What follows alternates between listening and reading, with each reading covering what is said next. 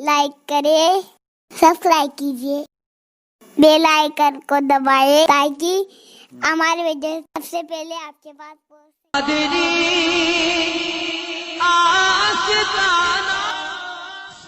سیدنا فاروق اعظم کا مرتبہ دوسرے نمبر پر آتا ہے، اور فاروق اعظم رضی اللہ تعالیٰ صحابہ میں وہ شان رکھتے ہیں کہ حضور علیہ السلام کی وہ مراد ہے۔ فاروق اعظم مراد مصطفیٰ جان رحمت ہے، مراد رسول ہے۔ اللہ کے رسول صلی اللہ علیہ وآلہ وسلم نے شب جمعہ میں اللہ سے مانگا تھا عمر ابن خطاب کو، عرض کیا تھا اللہ مکے میں دو عمر ہے، ایک عمر بن ہشام ہے اور ایک عمر ابن خطاب ہے، دونوں میں سے کسی ایک کو ایمان کی دولت عطا فرما اور اس کے ذریعے سے عزت عطا فرما۔ اللہ نے عمر ابن خطاب کو عزت، عمر ابن خطاب کو اسلام کی دولت عطا کی اور ان کے ذریعے سے اسلام کو عزت عطا کی۔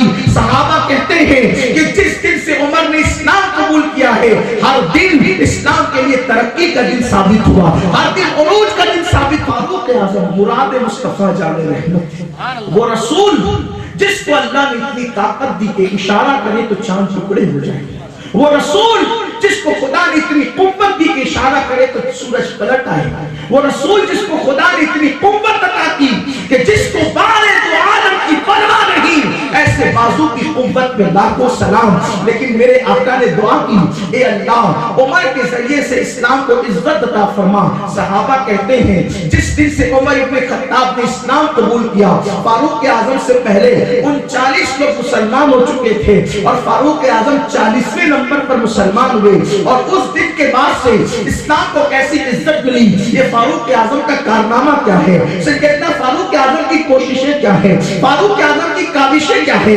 سیدنا فاروق اعظم جب اسلام قبول کرتے ہیں، اسلام قبول کرنے کے بعد اپنے قریب آقا سے پوچھتے ہیں، یا رسول اللہ میرے ماں باپ آپ پہ قربان، پہلے تو یہ سنیں کہ جس دن فاروق اعظم نے اسلام قبول کیا اس وقت میرے آقا دار ارقم میں موجود تھے۔ فاروق اعظم کے اسلام کی خبر کو سن کر صحابہ نے خوشی میں اتنی بلندی آواز کے ساتھ، اتنی بلند آواز کے ساتھ نعرہ تکبیر بلند کیا کہ مکہ کے در و دیوار گونج اٹھے۔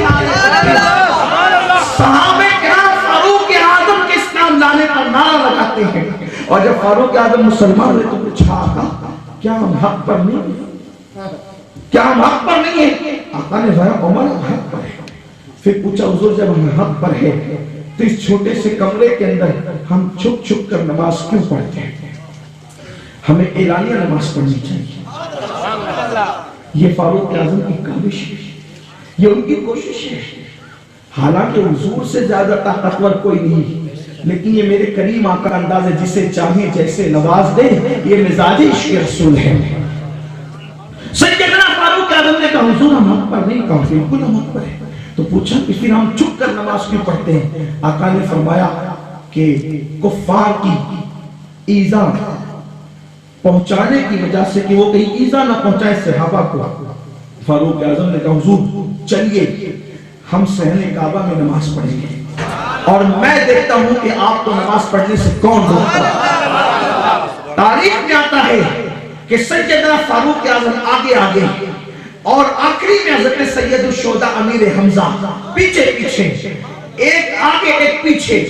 اللہ اکبر، یہ چلے اور عمر ابن خطاب نے فرمایا جس کو اپنی عورتوں کو بیوہ کرنا ہو اور اپنے بچوں کو یتیم کرنا ہو، اب وہ میرے رسول کو روک کر کے بتا دے کہ کعبہ کے سامنے میں نماز کون ہے۔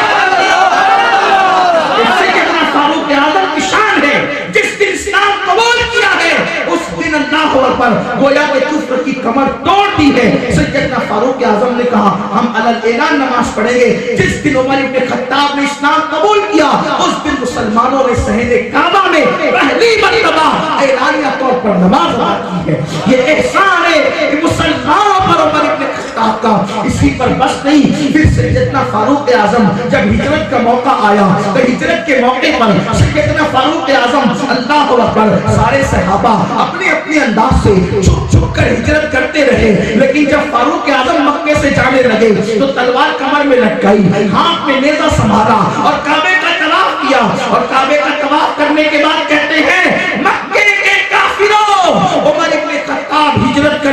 रास्ते से जा रहा है, अगर किसी में हिम्मत है तो मेरा मुकाबला कर ले। मेरे प्यारे आका सल्लल्लाहु अलैहि वसल्लम के दीवानों, ये सैयदना फारूक आज़म की शान है, इस शान से उन्होंने जिंदगी गुजारी है। लेकिन अल्लाह अल्लाह, सैयदना फारूक आज़म यहाँ इस तरीके से इस्लाम को मजबूत करते हैं, तक़वियत पहुंचाते हैं, और उसके बाद जब हिजरत करके मदीने तैयबा गए तो सैयदना फारूक आज़म ने अपनी पूरी जिंदगी इस्लाम के नाम की है। फारूक आज़म के दिल में मोहब्बत रसूल कितनी थी। एक वाकया जिसको बार बार हम सुनते रहते हैं, लेकिन वाकये का एंड और उसका पस मंजर शायद हमसे छूट जाता है। एक बात बार बार कही जाती है कि एक मर्तबा सैयदना अब्दुल्ला इब्न उमर रज़ियल्लाहु ताला अन्हुमा बारगाह रिसालत में आए और अर्ज किया, या रसूल अल्लाह सल्लल्लाहु ताला अलैहि वसल्लम, मेरे माँ बाप आप पर कुर्बान, या रसूल अल्लाह मेरे अब्बा मेरी बीवी के बारे में कहते हैं कि इसको तलाक दे दे, तो क्या मैं अपनी बीवी को तलाक दे दूँ आका? हज़रत अब्दुल्ला इब्न उमर ने पूछा, या रसूल अल्लाह क्या मैं तलाक दे दूँ? तो इसको इस उन्वान में हम बयान करते हैं कि देखो माँ बाप का हक कितना है, माँ बाप का हक कितना है। मैं इससे इख्तिलाफ नहीं करता, इसमें माँ बाप का हक भी पता चलता है, लेकिन असल बात कुछ दूसरी है, बहुत ध्यान से सुनने की जरूरत है। जब अब्दुल्ला इब्न उमर ने कहा कि मेरी बीवी खूबसूरत है, फरमा बरदार है, नेक है, पारसा है, खिदमत गुजार है, उसके बावजूद भी मेरे अब्बा बगैर उज़्र शरई कहते हैं, कोई शरई उज़्र नहीं है तलाक का, फिर भी कहते हैं कि तलाक दे दे, मैं क्या करूं? अल्लाह के हबीब ने अपने मस्जिद में बैठकर, भाई जो जमीन पे बैठ कर के लोहे महफूज देखे, वो जमीन पे बैठ के उमर इब्न खत्ताब के घर के हालात नहीं जानते। जैसे इब्न उमर ने कहा, हुजूर ने कहा, अगर तेरे अब्बा कहते तो तलाक दे दे, अगर तेरे बाप कहते तो तलाक दे दे। अल्लाह अकबर। यहां पर एक सवालिया निशान खड़ा हो सकता है कि वो उमर जिनके लिए तुम कहते हो कि अदल में फारूक आज़म का मकाम ये है कि आपने अपने दौरे खिलाफत में शेर और बकरी को एक घाट से पानी पिलाया, वो उमर इब्न खत्ताब जिसको बरसरे मिंबर किसी ने टोका कि उमर बताओ, माले गनीमत में एक एक चादर आई थी और एक चादर से हमारे जुब्बे न बने, तो एक चादर से तुम्हारा जुब्बा कैसे बन गया जबकि तुम हमसे ज्यादा ऊंचे कद के हो? इसका मतलब तुमने दो चादरें ली हैं, और जिसने दो चादर ली और मुसलमानों को एक चादर दी, उसने खयानत की है, और जो खयानत करे वो मुसलमानों का इमाम नहीं हो सकता। इतना बड़ा जुमला सुनने के बाद उमर इब्न खत्ताब जो परवरदाए रसूल थे, जानशीने रसूल थे, हुजूर के शागिर्द थे, सुफ़ा के चबूतरे पे बैठकर मुस्तफा जान रहमत से तरबियत पाई थी, अपने खिलाफ जुमले सुनकर फारूक आज़म ने कहा, इसका जवाब मैं नहीं मेरा बेटा देगा। और उनका बेटा उठ करके खड़े हुए और कहने लगे, एक चादर सबको मिली थी, मुझे भी और अब्बा को भी एक चादर मिली थी, लेकिन अमीरुल मोमिनीन का जुब्बा इतना फट चुका था कि पहनने के काबिल न था, तो मैंने अपने बाप के फटे हुए जुब्बे को देखकर कहा, अब्बा ना मुझे जुब्बा होगा ना आपको होगा, अपनी चादर में आपको सुपुर्द करता हूँ, इन दो चादरों का आप जुब्बा बना ले। तो मेरी चादर भी मैंने अपने बाप को दी है। ये सैयदना फारूक आज़म कोई जलसे में उठ करके मुकर्रिर पे इतराज कर ले तो उसकी नाक की त्योरी चढ़ जाती है, उसकी पेशानी पर बल आ जाने लगे, मुरीद अगर हो तो मार खिलवा दे, पिटाई करवा दे, लेकिन वाह अमीरुल मोमिनीन, वाह फारूक आज़म जिसका जिक्र कुरान में, जिसका जिक्र तौरात में, जिसका जिक्र इंजील में, ये मेरे नबी के सहाबा है। अगर किसी किरदार पर एतराज करके सवाल पूछा गया तो त्योरी नहीं चढ़ाई, माथे पर शिकन नहीं आया, और जवाब दे करके बताया कि अगर तुम्हारे किरदार के बारे में कोई सवाल करे तो तुम्हें जवाब अच्छे से देना चाहिए, लेकिन जब किरदार अच्छा होगा तो जवाब अच्छे से देगा इंसान, जब किरदार खुद का खराब हो तो फिर अच्छे से जवाब देने का सवाल ही पैदा नहीं। फारूक आज़म ऐसी जात, क्या उसे ये तवक्को की जा सकती है कि जबरदस्ती किसी की बेटी को तलाक दिलवा दे, जबरदस्ती किसी की बेटी को तलाक देने की बात करे? वो फारूक आज़म जिसने जानवरों पे जुल्म करने वालों को दुर्रे लगाए, वो फारूक आज़म जिसके दौर में हालत ये थी कि कैसर और किस्रा के ताजदार जिसके नाम से कांपते थे, वो उमर इब्न खत्ताब। बेटे ने बारगाह रिसालत में कहा, मेरे अब्बा कहते तलाक दे दे, हुजूर क्या करें? हुजूर कहते दे। چلے معاذ اللہ استغفر اللہ کہ اگر فاروق اعظم سے وہاں کوئی بھول ہو رہی تھی تو حضور علیہ السلام کو سید المعصومین، حضور نے ان کی بھول کی کیسے تائید کی؟ نہ فاروق اعظم سے بھول ہو رہی تھی اور نہ حضور کسی کی بھول کی تائید کر رہے تھے. حضور کی نگاہیں غیب دانی دیکھ رہی تھی. عمر ابن خطاب کے گھر کے اندر پاک دامن بہو، خدمت گزار بہو، نیک بہو، پارسائے بہو، پھر بھی اس کو گھر سے نکالنے کی تدبیر کیوں کر رہے ہیں فاروق اعظم؟ تو فاروق اعظم کسی معمولی ہستی کا نام نے حضور دیکھ رہے تھے، کہا ٹھیک ہے دے دے طلاق، اور بعد میں طلاق ہو بھی گئی. وجہ کیا تھی؟ وجہ یہ تھی کہ وہ جس کے ساتھ جناب عبداللہ نے نکاح کیا تھا وہ بہت خوبصورت تھی اور اتنی حسین و جمیل تھی کہ جب سے اس سے نکاح ہوا تھا جناب عبداللہ نے بارگاہ رسالت میں آنا جانا کم کر دیا تھا، حضور کی بارگاہ میں آنا جانا کم کر دیا تھا. فاروق اعظم نے دیکھا کہ کسی کا حسن محبت رسول میں دیوار بن رہا ہے، تو سیدنا فاروق اعظم نے فرمایا طلاق دے کر گھر سے نکال دے، اس لیے کہ جو چیز مصطفیٰ کریم کی محبت میں دیوار بن جائے ہم اس دیوار کو توڑ کر کرتے ہیں. اور فاروق اعظم کے اس مصطفیٰ جذبے کی ترجمانی اگر دو مصروں میں کوئی کر سکتا ہے تو وہ حضور شریعہ نے کیا ہے. کہتے ہیں نبی سے جو ہمیں گانا اسے دل سے جدا کر دے، بگڑ کر پھلا کر مانو جاؤ اس پر فدا کر.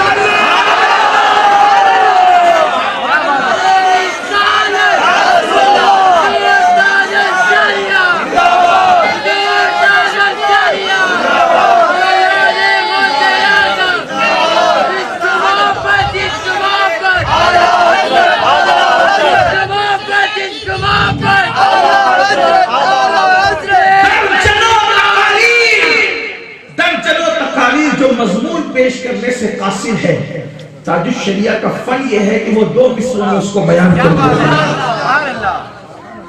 سیدنا فاروق اعظم نے اس خاتون کو گھر سے نکلوانے کی کوشش کی جو محبت رسول کی راہ میں دیوار بن رہی تھی، جو عشق مصطفیٰ کی راہ میں دیوار بن رہی تھی. یہ سیدنا فاروق اعظم ہے. حضور علیہ السلام نے ان کی تربیت کیا کی تھی، ان کو کس بلندی پر چڑھایا تھا. سب سنابل شریف میں میر عبد الواحد برگرامی رحمت اللہ تعالی علیہ لکھتے ہیں، جس کو اپنے الفاظ کے جامع میں عرض کروں. ایک مرتبہ سیدنا فاروق اعظم مصطفیٰ جان رحمت صلی اللہ علیہ وسلم کی طرف آ رہے ہیں اور سیدنا جبریل علیہ السلام وہاں پہ موجود ہے. سیدنا جبریل علیہ السلام سید الملائکہ نے عرض کیا کہ یا رسول اللہ عمر آ رہے ہیں، یا رسول اللہ عمر آ رہے ہیں، یا رسول اللہ عمر آ رہے ہیں. آقا فرماتے جبریل کیا میرے عمر کو آسمان والے بھی پہچانتے ہیں؟ کیا میرے عمر کو آسمان والے بھی پہچانتے ہیں؟ جبریل امین نے عرض کیا یا رسول اللہ آپ کے عمر کو زمین والوں سے زیادہ آسمان والے پہچانتے ہیں، زمین والوں سے زیادہ آسمان والے پہچانتے ہیں. ذرا سوچو جب غلاموں کو آسمان والے اتنا پہچانتے ہیں تو جس کے صدقے میں عمر کو یہ مرتبے ملے اس مصطفیٰ جان رحمت کی شان کا عالم کیا ہوگا. اسی لیے تو امام کہتے ہیں فرش والے تیری شوکت کا علو کیا جانے، فرش والے تیری شوکت کا علو کیا جانے. بیچارے ابھی تک نور و بشر پہ مناظرے کر رہے ہیں، بیچارے ابھی تک کے جو ہے وہ دیوار کے پیچھے علم نہیں پر گلے پھاڑ کر کے آواز بٹھا رہے ہیں. بیچارے کہتے ہیں کہ اختیار نہیں دیا، وہ اسی میں مصروف ہے، لیکن یہ فرش والے تیری شوکت کا علو کیا جانے. خسرو عرش پہ اڑ رہا ہے فریب نبی کی عظمت کے ڈنکے عرش پر بھی بجتے ہیں اور فرش پر تو پھر غلام کی شان سے کرتے ہو تو غلاموں کی بات ہے، لیکن فرش والے تیری شوکت کا علو کیا جانے. مذاق کرنا مائک پہ میری عادت نہیں. ہماری جماعت کے بہت بڑے عالم نے کہا کہ اگر اعلیٰ حضرت کے شعر کو اپنی مرضی سے بھی کوئی پڑھے تو بھی وہ بامعنی ہی رہتا ہے، بگڑتا نہیں ہے. یعنی بگاڑ کر بھی پڑھے تو بگڑتا نہیں ہے. تو انہوں نے یہ کہا کہ فرش والے تیری شوکت کا یہ الو کیا جانے.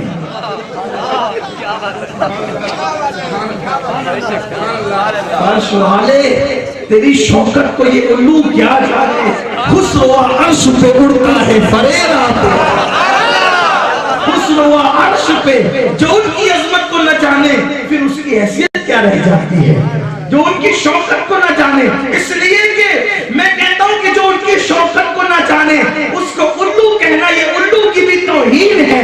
इसलिए कि अपने मौला की ये बस शान अजीम, जानवर भी करे जिनकी ताज़ीम, संग करते हैं अदब से तस्लीम, पेड़ सज्जे में गिरा करते हैं। इंसानों के नबी को नहीं पहचानता कि तेरी अक्ल में पत्थर पड़े हुए हैं। सज्जदना मौला मुश्किल कुशा अली के मुर्तज़ा कहते हैं, मेरा बचपना था जब मैं रसूलुल्लाह का हाथ पकड़कर जंगल की तरफ गया, अभी हुजूर ने ऐलान नबुव्वत नहीं किया था, तो मैंने देखा पहाड़ों से आवाज आ रही थी, अस्सलातु वस्सलाम अलैका या रसूलल्लाह। दरख्तों से आवाज आ रही थी, अस्सलातु वस्सलाम अलैका या रसूलल्लाह। कंकरों से आवाज आ रही थी, अस्सलातु वस्सलाम अलैका या रसूलल्लाह। मैंने कहा आका ये आवाज कैसी है? तो मौला नबी पाक ने फरमाया, अली जो जो मुझे पहचानता है वो मुझ पे सलाम पढ़ रहा है। नारे तकबीर, नारे रिसालत, उलमाए अहले सुन्नत, औलादे गौसे आज़म, नारे तकबीर, नारे रिसालत। हुजूर कहते हैं मुझे पहचानते हैं। ऐलान नबुव्वत से पहले भी पत्थर हुजूर को पहचानते हैं, दरख्त हुजूर को पहचानते हैं, बकरियां हुजूर को पहचानती हैं। अगर इंसान नहीं पहचानता ऐलान के बाद भी, आका फरमाते हैं मैं उस पत्थर को अब तक जानता हूं जो ऐलान नबुव्वत से पहले मुझ पे दुरूद और सलाम पढ़ता था। यह एक बात खास समझने की है, दुरूद उस पे पढ़ा जाता है, सलाम उस पे पढ़ा जाता है। दुरूद और सलाम किस पे पढ़ा जा रहा है? अल्लाह के नबी पर, अल्लाह के नबी पर। आप कहते 40 साल के बाद नबूवत मिली, तो पत्थर किस पे दुरूद और सलाम पढ़ रहा था? पत्थर किस पे दुरूद? पत्थर को पता है कि नबूवत उस वक्त मिली है कि जब वक्त भी नहीं था, जब कब को कब की खबर न थी, जब जब को जब की खबर न थी, जब तब को तब की खबर न थी, न वक्त था, न दिन था, न रात, कुछ नहीं था। हत्ता कि आदम और अव्वा भी पानी और मिट्टी के दरमियान की मंजिलें तय कर रहे थे। आका फरमाते उस वक्त भी मैं नबी था। बात दूर ना निकले तो अर्ज ये कर रहा हूं, अर्ज करने के लिए चला था कि सैयदना फारूक आजम हुजूर अलैहिस्सलातु व तस्लीम की बारगाह में आ रहे हैं और जिब्रील अमीन मौजूद हैं। अर्ज किया था उमर आ रहे हैं। पूछा मेरे उमर को आसमान वाले भी जानते हैं? कहा हुजूर जमीन से वाले ज्यादा आसमान वाले जानते हैं। सरकार ने फिर कहा, फिर जिब्रील बताओ ना मेरे उमर की फजीलत क्या है? इससे पता चला कि हुजूर अपने सहाबा की फजीलत सुनना चाहते हैं, सहाबा की फजीलत सुनना चाहते हैं। जिब्रील को भी कहा सुना फजीलत, मेरे उमर की फजीलत क्या है, क्या है मेरी उमर की फजीलत? तो जिब्रील अमीन, तो फिर वो जिब्रील अमीन है, सिदरतुल मुंतहा का वो बुलबुल है, जहां कोई नहीं जाता वहां वो जिब्रील जाता है। तो जहां का होता है वही की बात करता है, जिस शान का होता है उसके मुताबिक गुफ्तगू करता है। ज़बान से पता चलता है कि बात करने वाले की सलाहियत क्या है। जो फरिश्तों का सैयद और सरदार हो, जो फरिश्तों का सैयद और सरदार हो, सरदार अंबिया ने उससे कहा जब आसमान वाले मेरे उमर को जानते हैं तो जिब्रील जरा बता मेरे उमर की शान क्या है। तो जिब्रील ने एक जुमले में जो शान बयान की है, जिंदगी भर इंसान उसको बयान करता रहे, कभी हक अदा नहीं हो सकता। जिब्रील अमीन ने अर्ज किया या रसूल अल्लाह, अगर मैं नूह अलैहिस्सलाम की उम्र के बराबर उम्र लेकर आऊं, यानी 1000 साल की उम्र लेकर आऊं और उमर की फजीलत बयान करने लगूं, तो 1000 साल की उम्र खत्म हो जाएगी, उमर की फजीलत खत्म नहीं हो सकती। 1000 साल खत्म हो जाएंगे, फजीलत उमर खत्म नहीं हो सकती। और उनकी फजीलत क्या? हुजूर फरमाते हैं मेरे बाद अगर कोई नबी होता तो वो उमर इब्न खत्ताब होते। सरकार फरमाते हैं हम उम्मत में एक मुहद्दिस है और मेरी उम्मत का मुहद्दिस उमर इब्न खत्ताब है। पूछा हुजूर ये क्या होता है? सरकार फरमाते जिसकी जबान पे खुदा कलाम करता है, जिसकी जबान पे खुदा कलाम करता है, हर उम्मत में ऐसा बंदा होता है और मेरी उम्मत में उमर इब्न खत्ताब है। फारूक आजम मशवरा देते थे تو اس کی تائید میں اللہ قرآن کی آیتیں نازل کرتا ہے۔ یہ فاروق اعظم بھول گیا، آپ صحابہ کو بھول گئے۔ سوچو جس کی رائے کی تائید میں قرآن کی آیتیں آئیں وہ عمر ابن خطاب ہے۔ فتح مکہ کا موقع ہے، حضور نے کعبے کا طواف کیا، طواف کعبہ کے بعد خیال آیا واجب الطواف پڑھنا کہاں چاہیے، کہاں پر پڑھنا چاہیے، طواف کی نماز کہاں پڑھنا چاہیے؟ کسی نے کہا یہاں، کسی نے کہا یہاں، کسی نے کہا یہاں، کسی نے کہا یہاں۔ فاروق اعظم نے اس کی میرے ماں باپ پہ قربان، آقا جہاں ابراہیم علیہ السلام کے نقش قدم ہے اگر وہاں پڑھی جائے تو کتنا اچھا ہوگا۔ ابھی عمر یہ کہہ رہے ہیں، بلبل سدرہ آتے اور کہتے ہیں، اللہ کی طرف سے حکم لاتے ہیں وَاتَّخِذُوا مِن مَقَامِ إِبْرَاهِيمَ مُصَلًّى۔ یہ فاروق اعظم کی شان، سیدنا عمر ابن خطاب کا مقام یہ ہے۔ عورتیں چہرہ کھلا رکھتی تھی، کچھ ناہنجار لوگ ان کو دیکھتے تھے۔ فاروق اعظم نے اس کی آقا عورتیں بے پردہ ہوتی ہیں، لوگ دیکھتے ہیں، کاش کہ پردے کا حکم آ جائے۔ ادھر عمر کہتے ہیں کاش پردے کا حکم آ جائے، ادھر آسمان سے پردے کا حکم نازل ہو جائے۔ سیدنا فاروق اعظم کو پتا چلا، ایک دعوت ہوئی، اس دعوت میں اونٹ ذبح کیا گیا۔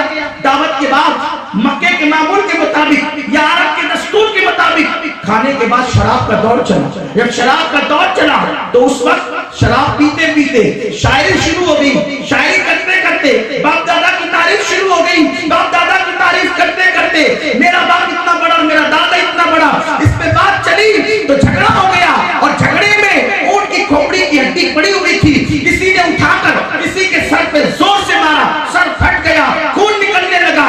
یہ بات گھومنے لگی مدینہ طیبہ میں کہ فلاں نے فلاں کو باپ داداؤں کی تعریف کی وجہ سے جھگڑے کی بنیاد پہ سر پہ ایسی اونٹ کی کھوپڑی مار دی کہ سر پھٹ گیا۔ فاروق اعظم بارگاہ رسالت میں آ کے گھٹنے ٹیک دیتے ہیں، یا رسول اللہ شراب کی وجہ سے مسلمانوں کی یہ حالت ہو گئی، نشے کے خلاف کوئی واضح حکم بیان فرما دے۔ ادھر حضرت عمر کہہ رہے تھے، ادھر جبریل آیت لا رہے ہیں، یا ایھا الذین آمنوا انما الخمر والمیسر والانصاب والازلام رجس من عمل الشیطان فاجتنبوہ لعلکم تفلحون۔ یہ ہے فاروق اعظم کی شان، یہ مرتبہ عمر ابن خطاب ہے۔ اور یاد رکھنا جس دن عمر ابن خطاب نے اسلام قبول کیا، اللہ نے قرآن میں آیت نازل فرما دی، محبوب تیرے لیے اللہ کافی ہے، اور تیرے لیے جتنے ایمان لانے والے تیرے امتی اتنے کافی ہیں۔ یعنی عمر ہو گئے، یہ 40 تیرے لیے کافی ہے، اب تجھے کسی کی حاجت نہیں ہے۔ یہ ہے عمر ابن خطاب۔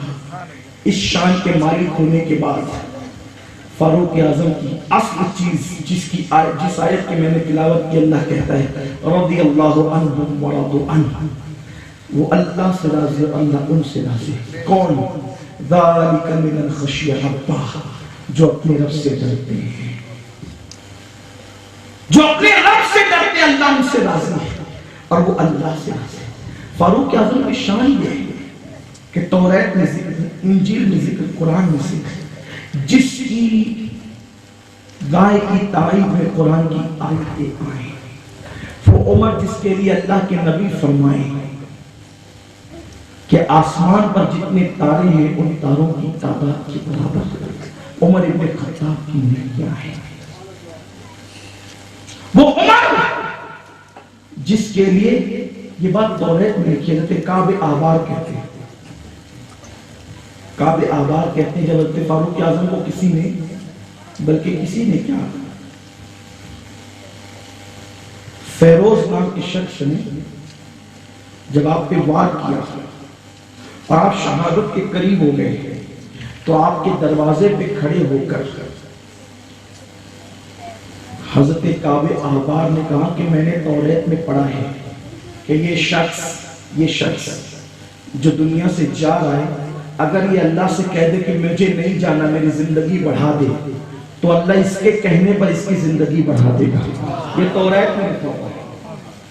جب کعب احبار کی یہ عبارت، یہ ان کا جملہ فاروق اعظم تک پہنچایا گیا کہ آپ نے یہ کہا تو آپ کو یہ مرتبہ حاصل ہے کہ اللہ نے مرتبہ تو دیا ہے، لیکن اب میں رہنا نہیں چاہتا، جس یار کی جدائی میں اتنا تڑپتا ہوں، اب اب جا کر کے اس کی لقاء حاصل کرنا چاہتا ہوں، اس سے ملاقات کرنا چاہتا ہوں۔ یہ کعب احباب ایک مرتبہ سیدنا فاروق اعظم کے گھر پہ آئے اور کہا کہ جہنم کے دروازے پر کھڑے ہونے والا شخص کہاں ہے؟ کیا کہا؟ انداز پوچھنے کا دیکھو، جو جہنم کے دروازے پہ کھڑا ہے وہ شخص کہاں ہے؟ اس وقت آپ کے نکاح میں امام حسین کی سگی بہن حضرت ام کلثوم تھی آپ کے گھر میں۔ یہ سیدہ فاطمہ کی بیٹی ہے، امام حسین کی سگی بہن۔ روافض سیدہ زینب کا ذکر خوب کرتے ہیں لیکن حضرت ام کلثوم کا ذکر نہیں کرتے۔ خطبہ زینب یاد ہے اور یاد رہنا بھی چاہیے، لیکن جملہ ام کلثوم بھول گئے، صرف اس لیے کہ ام کلثوم حضرت فاروق اعظم کے نکاح میں تھی اور فاروق اعظم ایک رشتے سے حضرت سیدہ فاطمہ کے داماد ہوتے ہیں، امام حسین کے سگے بہنوئی ہوتے ہیں۔ یہ رشتہ ہے ان لوگوں کا آپس میں جن کو روافض گالیاں دیتے، صحابہ کو گالیاں دیتے، اور ان کے دیکھا دیکھی ہمارے کچھ سنی کہلانے والے نام نہاد سنی بھی صحابہ کرام کی برائیاں بیان کرتے ہیں۔ یاد رکھنا، اہل بیت کی محبت میں جتنا آگے بڑھ سکتے ہو بڑھ جانا، لیکن کبھی کسی صحابی کی بے ادبی کا تصور بھی مت کرنا، اس لیے کہ سچا محب اہل بیت وہی ہے جس کے دل میں صحابہ کی محبت ہے۔ اگر صحابہ کی محبت نہیں، وہ اہل بیت کا محب نہیں ہو سکتا۔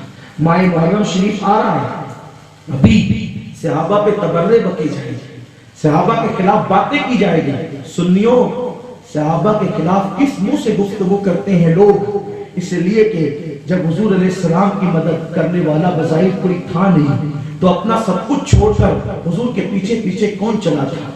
ہم تو 1450 سال کے بعد آج نبی کی محبت کے دعوے دار کھڑے ہوئے ہیں، جب کوئی نہیں تھا۔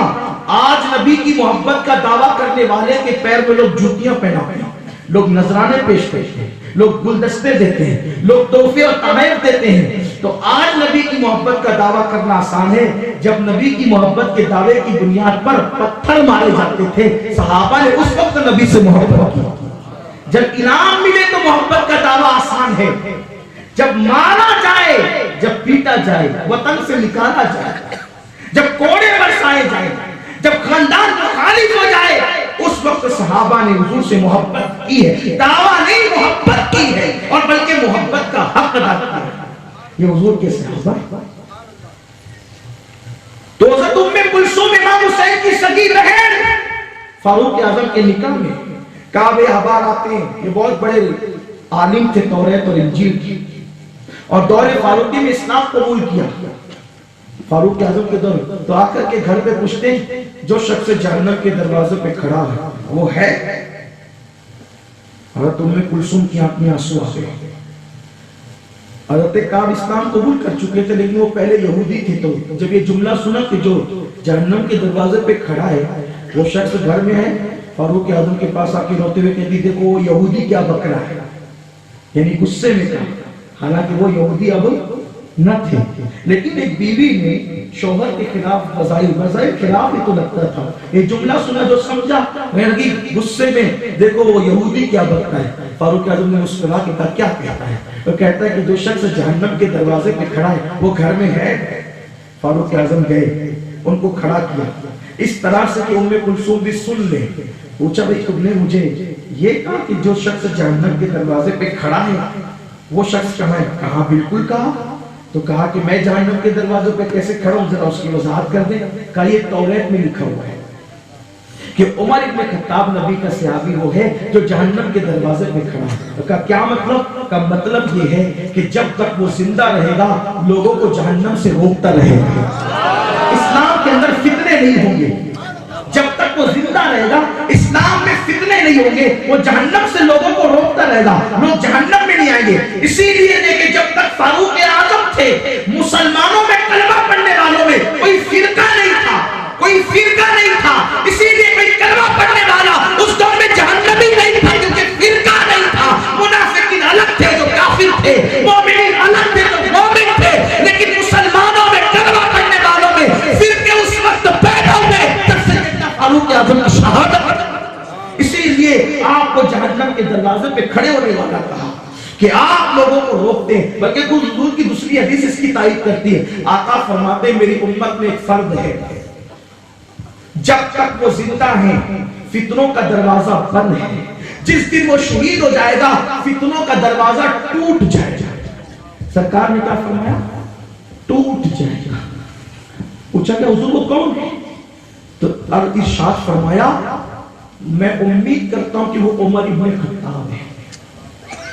تو جب یہ روایت پہنچی تو پوچھا کہ حضور نے یہ کہا تھا کہ فتنوں کا دروازہ کھل جائے گا یا ٹوٹ جائے گا؟ کہا کھل جائے گا نہیں کہا تھا، بلکہ کیا کہا تھا؟ ٹوٹ جائے گا۔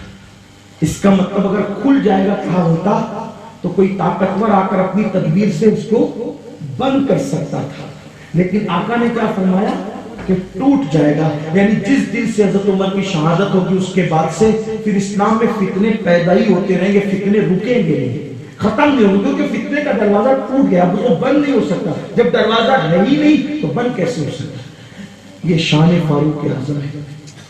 آپ جانتے ہیں دور فاروقی میں ایک چرواہا تھا، وہ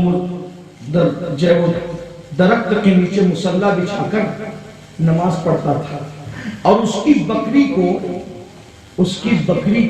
کبھی بھیڑیا لے کر نہیں جاتا تھا۔ یہ راز کسی نے پوچھا کہ بھئی تم نماز پڑھتے ہو، تیری بکری کبھی بھیڑیا نہیں کھاتے، تو وجہ کیا ہے؟ تو اس چرواہے نے کہا جب میں جنگل میں بکریاں لا کر چھوڑتا ہوں تو کہتا ہوں کہ اے جنگل کے بھیڑیوں، یہ دور فاروق اعظم کا دور ہے، اور تمہیں فاروق اعظم کا واسطہ میری بھیڑیوں کو کبھی ہاتھ نہیں لگا، تو فاروق اعظم کا واسطہ دیتا ہوں تو بھیڑیا جو ہے میری بکری کبھی نہیں کھاتی۔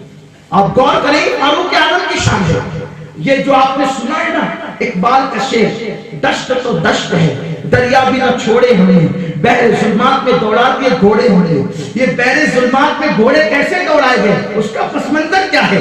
جب دیکھا صحابہ نے کہ ادھر رومی منہ چڑھا رہے ہیں اور ادھر یہ کوئی پل اور برج نہیں ہے جس سے ہم جا سکے، تو اس وقت جو قائد و سالار تھے اس لشکر کے، انہوں نے کہا اے دریا ہم اللہ کے بندے ہیں، محمد عربی کے غلام ہیں، اور عمر ابن خطاب ہمارا امیر ہے، اسی کا واسطہ ہمارے لیے راستہ دے دے۔ اور یہ کہہ کر دریا میں گھوڑے دوڑا دیے، اور یقین نے لکھا ہے کہ گھوڑے کی ٹانگ پر بھی پانی کا اثر موجود ہے۔